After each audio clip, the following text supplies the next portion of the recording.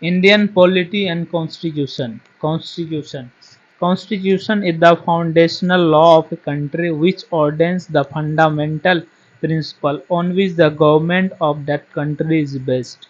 It lays down the framework and principal function of various organs of the government as well as the modality of interaction between the government and its citizens. With the exception of the United Kingdom, almost all democratic countries possess a written constitution. India also possesses an elaborate written constitution which was enacted by a constituent assembly specially set up for the purpose. Our constitution, our present constitution, the first constitution of India framed and given to themselves by the people of India was adopted by the Constituent Assembly on 26 November 1949. It comes into full operation with effect from 26 January 1950. The constitution as originally adopted had 22 parts, 395 articles and 8 schedules. Its present text is as amended from time to time. First, evolution of Indian constitution. Although the systems of ancient India do have their reflection in the constitution of India, the direct sources of the constitution lies in the administrative and legislative development of the British period. A concise and chronological description of the acts, documents and events that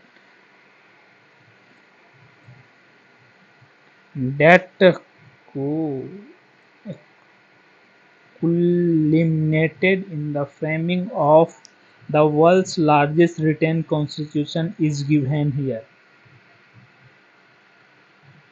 Administrative and legislative reforms before 1857.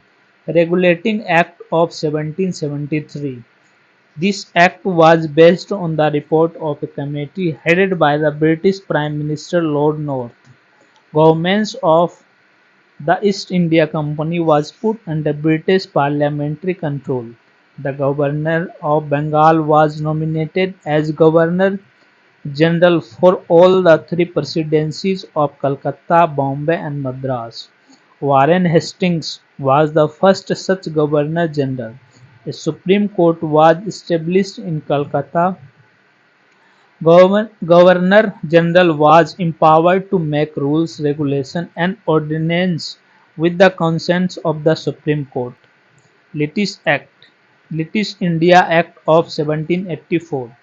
It was enacted to improve upon the provision of Regulating Act of 1773 to bring about better discipline in the company's system of administration. A six-member board of controllers was set up which was headed by a minister of the British government. All political responsibilities were given to this board.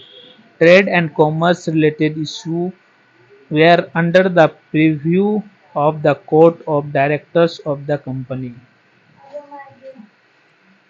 Provinces has to follow the instruction of the central government and Governor General was empowered to dismiss the falling provincial government. Charter Act of 1793. Main provisions of the previous acts were consolidated in this act. Provided for the payment of salaries of the members of the Board of Controllers from Indian Revenue. Courts were given the power to interpret rules and regulations. Charter Act of 1813. Trade monopoly of the East India Company came to an end.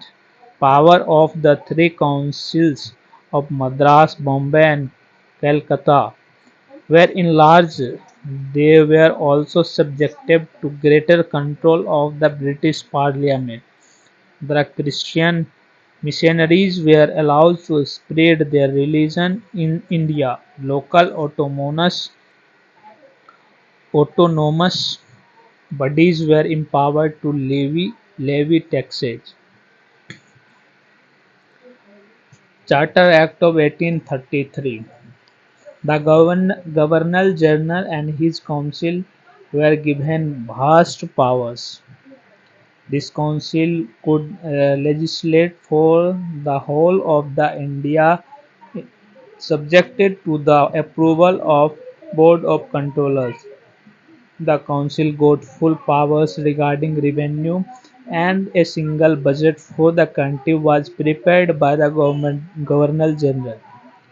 The East India Company was reduced to an administrative and political entities, and several lords and ministers were nominated as ex-official members of the Board of Controllers.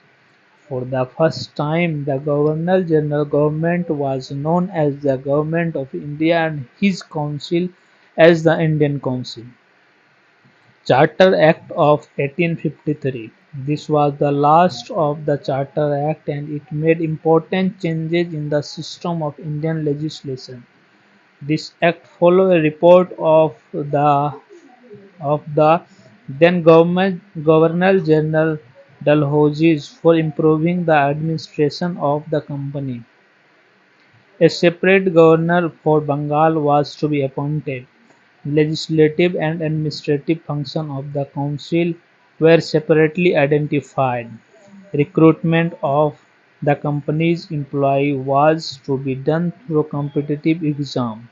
British Parliament was empowered to put company's governance of India to an end at any suitable time.